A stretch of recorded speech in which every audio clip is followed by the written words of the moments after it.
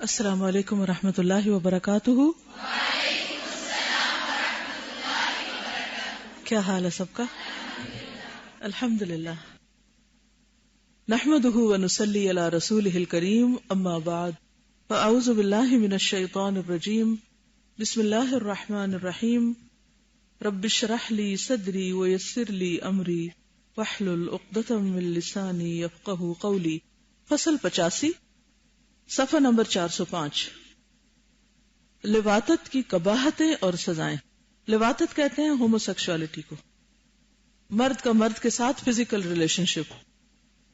لواطت کی خرابیاں بڑی خطرناک ہیں، اس لیے اس کی عقوبت اور سزا بھی یہاں اور آخرت میں دونوں جگہ خطرناک ہے۔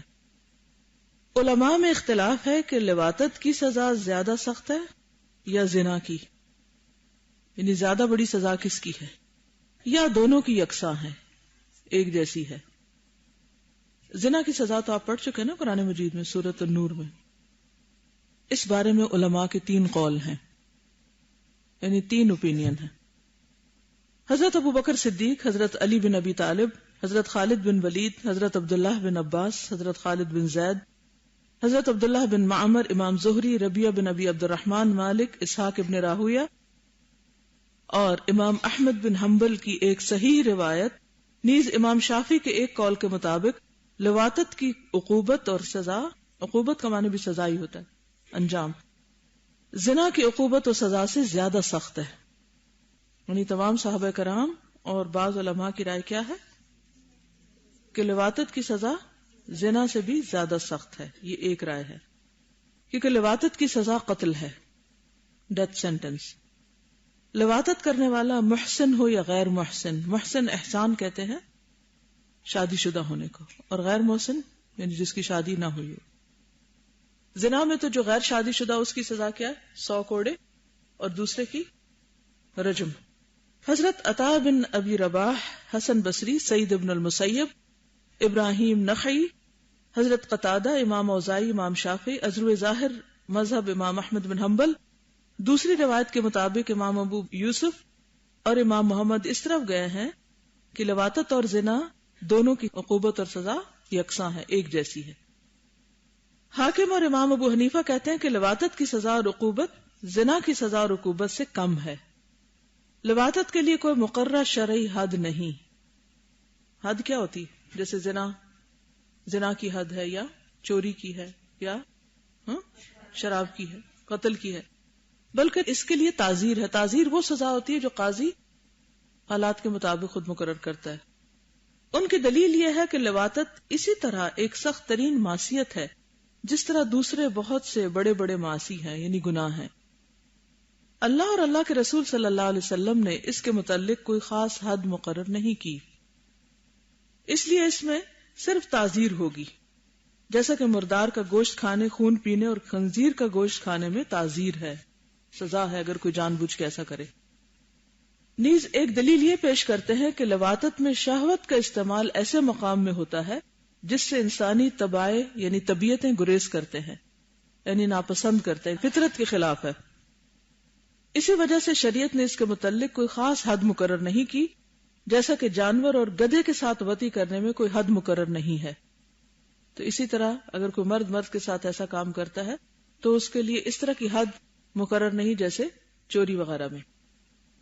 ایک دلیل یہ پیش کرتے ہیں کہ لواطت کو لغت، شرع اور عرف میں زنا نہیں کہا جاتا۔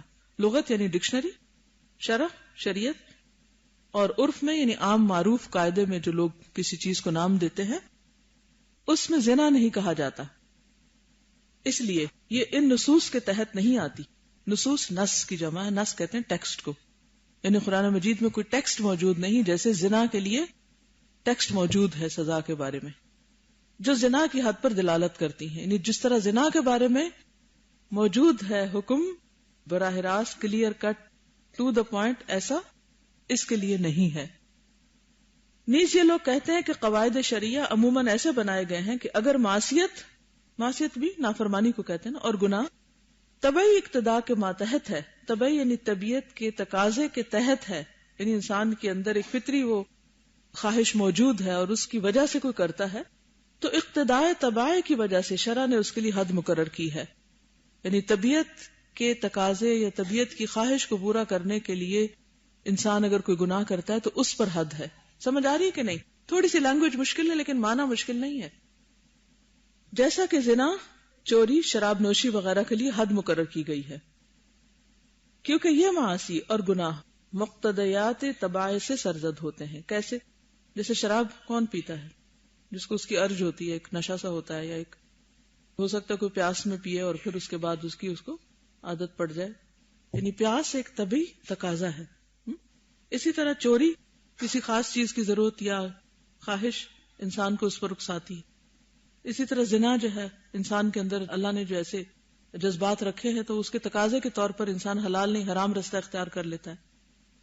لیکن لواطت جو ہے طبیعت کے اندر اللہ نے نہیں رکھا اس کو، یعنی فطرت کے خلاف ہے، کیونکہ یہ معاصی اور گناہ مقتضیات طبائع سے سرزد ہوتے ہیں. اور مردار کھانے، خون پینے اور خنزیر کا گوشت کھانے پر حد مقرر نہیں کی، کیونکہ اس کا کھانا طبع انسانی کی مقتضیات کے خلاف ہے. یعنی کوئی بھی انسان خون نہیں پینا چاہتا یا مردار نہیں کھانا چاہتا، طبیعت اس سے نفرت کرتی ہے، انکار کرتی ہے. علماء یہ دلیل بھی پیش کرتے ہیں کہ لواطت کی حیثیت بیان ہی وہی ہے جو چوپائے اور مردے کے ساتھ وطی کرنے کی ہے. یہ امر بالکل واضح ہے کہ مرد کا مرد سے وطی کرنا، یعنی اس سے فزیکل ریلیشن شپ قائم کرنا، طبائع انسانی کے سراسر خلاف ہے. اللہ تعالیٰ نے انسانی جبلت ہی کچھ ایسی بنائی ہے، جبلت کس کو کہتے ہیں؟ انسٹنکٹ، کہ ایک مرد دوسرے مرد سے وطی کرنے سے سخت نفرت کرتا ہے. جس طرح یہ امر طبع انسانی کے خلاف ہے کہ ایک مرد دوسرے مرد سے اس کا خواہش مند ہو اور وہ اس کے ساتھ وطی اور جماع کرے، بخلاف زنا کے کہ اس میں دونوں جانب سے داعیہ موجود ہوتا ہے. داعیہ کس کو کہتے ہیں؟ ڈیزائر کہہ سکتے ہیں آپ، یعنی مرد اور عورت دونوں کے اندر اس کی ڈیزائر ہو سکتی ہے. نیز یہ علماء ایک اور دلیل پیش کرتے ہیں کہ دونوں قسم کے افراد یعنی فاعل اور مفعول اگر اپنی جنس سے فائدہ اٹھائیں تو اس میں حد نہیں ہے. مثلا عورت عورت کے ساتھ مساحقت کرے تو اس میں حد نہیں ہے. اسی طرح اگر مرد مرد سے فائدہ اٹھائے تو حد نہیں ہے. یہ اصل میں دلائل یہ پیش کر رہے ہیں کہ حد کیوں نہیں ہے اور باقی گناہوں پر حد کیوں ہے. اس میں ان دو چیزوں میں بیسیکلی فرق کرنے کی ڈسکشن ہو رہی ہے.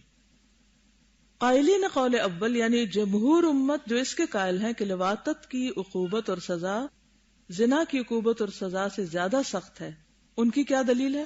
وہ کہتے ہیں کہ اس عقوبت اور سزا پر صحابہ کا اجماع ہو چکا ہے. ٹھیک ہے، اب یہ تین کون سی رائے ہیں؟ پہلی رائے کیا ہے کہ لواطت کی ہومو سیکسوالٹی کی سزا زنا کی سزا سے زیادہ سخت. دوسری کیا ہے؟ تیسری کیا ہے؟ کم. اب پہلے وہ کم کی کچھ باتیں ہوئی لیکن یہاں پر اب آ رہے ہیں یہ پہلے قول کی طرف. بعض اوقات آپ کسی بھی معاملے میں دو تین رائے پڑھتے ہیں نا، تو پھر عام بندے تو یہ جائزہ نہیں لے سکتے کہ ان مختلف آراء کے پیچھے کیا دلائل ہیں، لیکن علماء اس چیز کا جائزہ لیتے ہیں. اب یہاں پر امام ابن القیم الجوزیہ ان آراء کو انالائز کرتے ہیں. وہ یہ کہتے ہیں کہ سزا زیادہ سخت ہے. کہتے ہیں کہ اس کی عقوبت اور سزا پر صحابہ کا اجماع ہو چکا ہے، یعنی سارے صحابہ اس بات پر متفق تھے کہ اس کی سزا کیا ہے؟ قتل ہے. طریقہ کار مختلف ہو سکتا ہے لیکن وہ سخت سزا کے قائل ہیں. وجہ کیا ہے؟ اس لیے کہ لواطت کے مفاسد یعنی اس کے جو فسادات اور خرابیاں ہیں حد سے زیادہ خطرناک ہیں. اور آپ دیکھیں کہ ایڈز کے پھیلنے کی وجہ بھی بیسیکلی یہی برائی تھی. اب اس دور میں تو ایڈز نہیں تھی لیکن اور بہت سی خرابیاں تھیں. تو ان کا کہنا کیا ہے کہ یہ بیماری یا یہ برائی جو ہے اس کا جو نتائج ہیں وہ بڑے بھیانک اور بہت گھناؤنے ہیں اور اس کے فساد اور اس کی جو قباحتیں وہ بہت زیادہ ہیں. اس لیے اس کی سزا بھی انتہائی سخت ہے. کسی دوسرے گناہ کے مفاسد اس کے مفاسد کے برابر نہیں.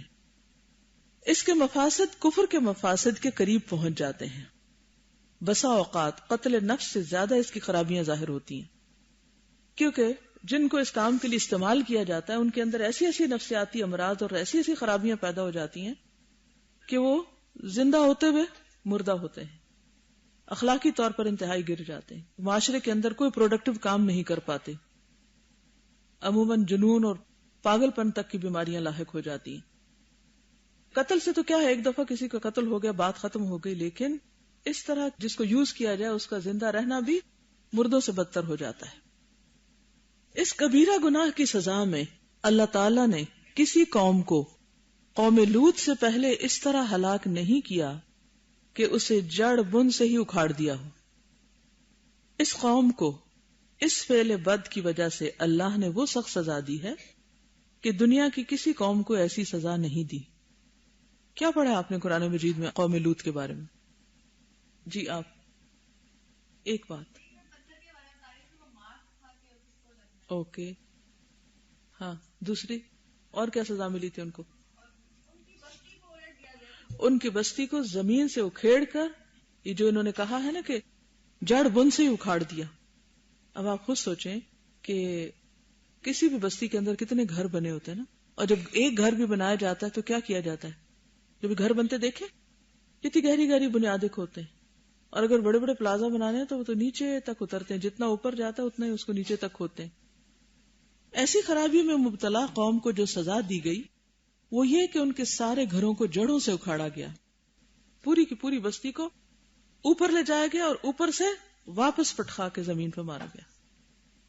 کبھی آپ نے اگر دیکھا ہو یا سنا ہو یا پڑھا ہو کہ جو لوگ بلندی سے گر کے مرتے ہیں ان کا حال کیا ہوتا ہے؟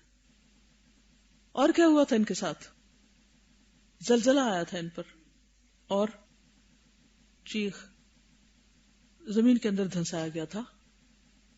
جی ہاں، یعنی کہ ان کی بستیاں جب الٹائی گئیں تو وہ ظاہر ہے کہ جتنا اونچا ان کو لے جایا گیا اتنا زور سے جب پھینکا گیا تو جب یہ واپس پھینکے گئے تو یہ نہیں کہ زمین کے اوپر گرے، اندر ہی دھنستے چلے گئے، اتنا گہرا گیا کہ وہاں سے جو پانی تھا وہ ان کے اوپر چھا گیا، اندھے کر دیے گئے تھے۔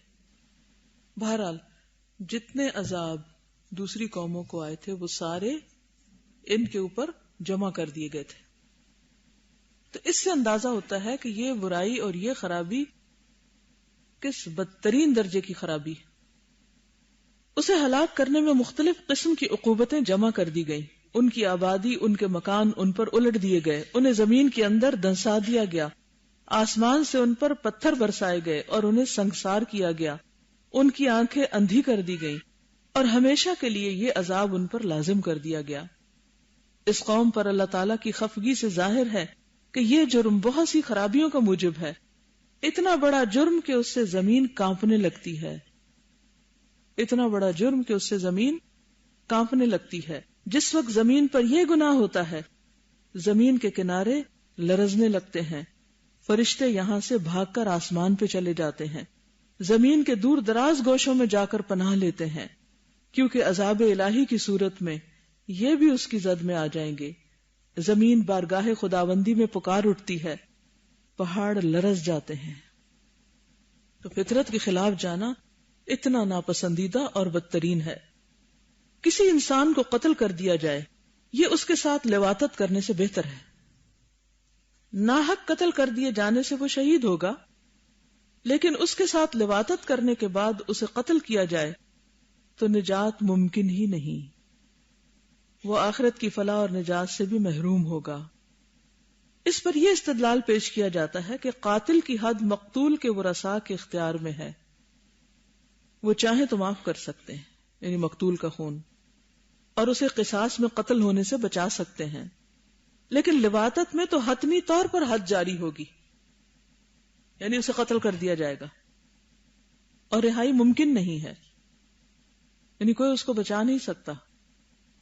اس حد پر اصحاب رسول اللہ صلی اللہ علیہ وسلم کا اجماع ہو چکا ہے۔ صحیح اور صریح احادیث جن میں کوئی ایک حدیث دوسری حدیث کی معارض نہیں، یعنی اس کو کنٹراڈکٹ نہیں کرتی، معارض کا معنی ہوتا ہے ایک دوسرے کے اپوزٹ جانا، اس پر دلالت کرتی ہے۔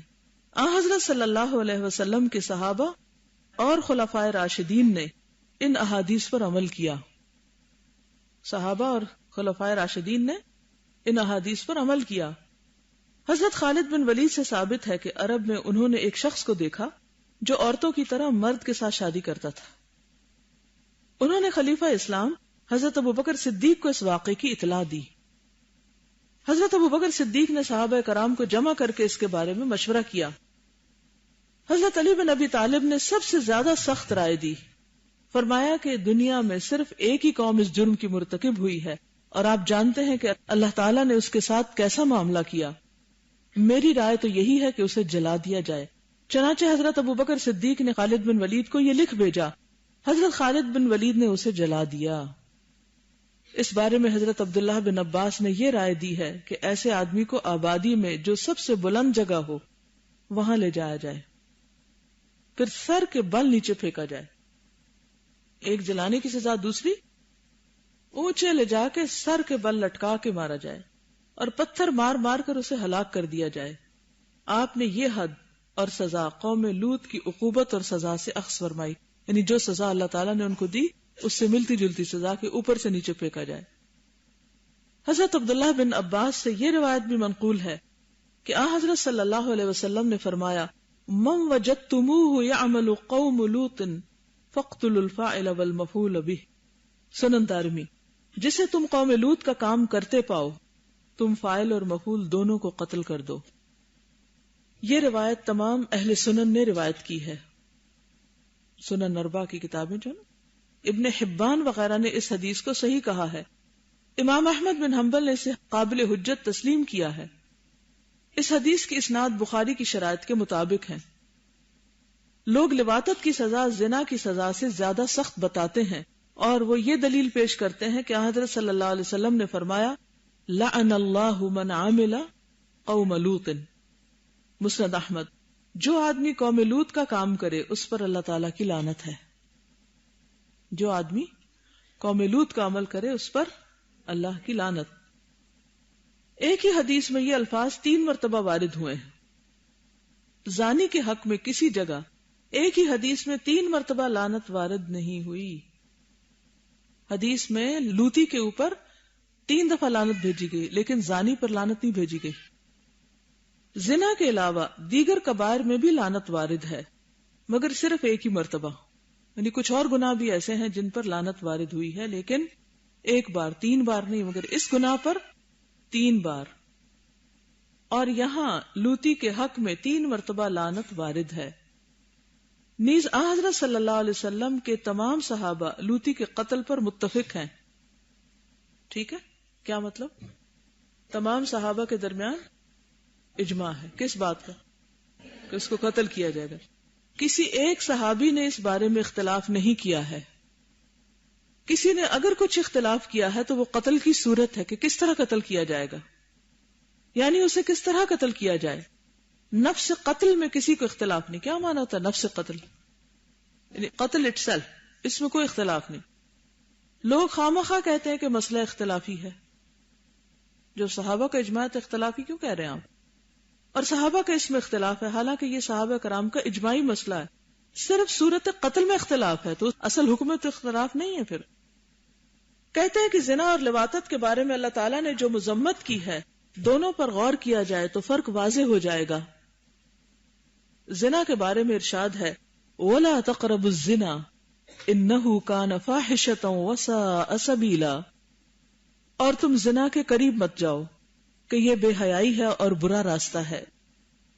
اور لوطی کے متعلق ارشاد ہے، أَتَأْتُونَ الْفَاحِشَةَ مَا سَبَقَكُمْ بِهَا مِنْ أَحَدٍ مِنَ الْعَالَمِينَ. سورۃ الاعراف. کیا تم بے حیائی کا ارتکاب کرتے ہو، ایسا برا کہ دنیا جہان میں تم سے پہلے کسی نے نہیں کیا. زنا کے متعلق فاحشہ بصورت نکرہ وارد ہے. فاحشتن آیا ہے، نکرہ ال نہیں ہے، جس کے معنی یہ ہے کہ جس طرح اور فواحش ہے یہ بھی ایک فاحشہ ہے. نکرہ سے معنی میں کیا آتا ہے؟ ایک. لیکن لوطیوں کے متعلق الفاحشہ بصورت معرفہ وارد ہے، جس کے معنی یہ ہوتے ہیں کہ یہ فعل فوش کے پورے پورے معنی پر مشتمل اور جامع. الاستغراق کا ہوتا ہے نا، یعنی سب کچھ اس میں آ جاتا ہے. فحاشی کی سب چیزیں اس ایک فوش کے اندر داخل ہیں، جبکہ زنا فواحش میں سے ایک فاحشہ ہے اور لواطت الفاحشہ ہے. جیسے بک اور دا بک کا فرق ہے، جس کے معنی یہ ہوتے ہیں کہ یہ فعل فحش کے پورے پورے معنی پر مشتمل اور جامع ہے، یعنی تم لوگ سب کام کرتے ہو جن کا فحش ہونا تمام کے نزدیک مسلم ہے. یہ کام اس قدر ظاہر الفحش ہے کہ اس کے فحش ہونے کے ذکر کی بھی ضرورت نہیں. الفاحشہ سے دوسری جانب اشارہ بھی نہیں ہو سکتا. یہ اسم دوسرے مسمى کی طرف خیال بھی پیدا نہیں کر سکتا. یعنی اس سے مراد یہی ہے جو مراد ہے، کوئی اور چیز نہیں. کیونکہ نکرہ میں کوئی کا معنی بھی آتا ہے جس سے پھر بات میں فرق آ جاتا ہے. یعنی جیسے ذالک الکتاب ہے، تو اب جب الکتاب آپ کہتے ہیں تو اس سے مراد آپ کوئی بھی کتاب لے سکتے ہیں. ذالک الکتاب لا ریب فیہ، یہ کتاب اس میں کوئی شک نہیں، یعنی کوئی بھی کتاب اس میں کوئی شک نہیں. الکتاب سے کیا مراد ہے؟ وہی کتاب جو مراد ہے یہاں، اس کے علاوہ کوئی اور چیز مراد نہیں ہو سکتی. اس سے وہ چیز اسپیسیفک بھی ہو جاتی ہے اور اس پہ سٹریس بھی آ رہا ہے کہ یہی مراد ہے، کچھ اور نہیں. کہ انسان اس سے کوئی ایسا فائدہ اٹھا لے کہ اچھا شاید اس کے یہ معنی نکلتے ہیں، شاید وہ معنی نکلتے ہیں. No other meanings. یہی معنی ہے جو یہاں بیان ہوا ہے، جس کے بارے میں اتأتون الفاحشۃ ما سبقکم بہا من احد من العالمین. تو یہاں الفاحشہ سے مراد یہی لواطت والی الفاحشہ ہے. یہ بعین ہی اس قول کی نظیر اور مثال ہے جو فرعون نے حضرت موسیٰ علیہ السلام سے کہا تھا، وَفَعَلْتَ فَعْلَتَكَ الَّتِي فَعَلْتَ وَأَنْتَ مِنَ الْكَافِرِينَ. اور کیا تو نے وہ حرکت نہیں کی جو تو کر گزرا. یعنی وہی کام، اسی کی طرف اشارہ ہے. یعنی تم نے ایسا کام اور برا عمل کیا جس کی برائی بالکل واضح ہے، اس کی برائی سے ہر ایک واقف ہے. اس کے بعد اللہ تعالیٰ اس فعل کی برائی کو سخت انداز میں پیش کرتا ہے کہ یہ ایسا بدترین فعل ہے کہ تم سے پہلے کسی نے نہیں کیا. ما سبقکم، یہ کام دنیا جہان میں تم سے پہلے کسی نے نہیں کیا. اور ویسے بھی کسی بھی برائی کا آغاز کرنے والے اور زیادہ برے ہوتے ہیں. کیوں؟ کیونکہ اس کے بعد اس برائی کی ایک مثال قائم ہو جاتی، اور بعد کے لوگ جتنا بھی وہ برا کام کرتے ہیں وہ شروع کرنے والے کے ذمہ جاتا ہے. جیسے قتل کے کیس میں. مزید فرمایا گیا ہے، انکم لتأتون الرجال، تم مردوں کے ساتھ برا کام کرتے ہو. یعنی ایسا برا کام ہے کہ اس کے سننے سے قلوب لرز جاتے ہیں اور کان پھٹ جاتے ہیں کہ مرد کے ساتھ ایسا کام کرتا ہے. یہی وجہ ہے کہ اللہ تعالیٰ نے یہ تنبیہ فرما دی ہے کہ یہ کام ہرگز کرنے کا نہیں ہے.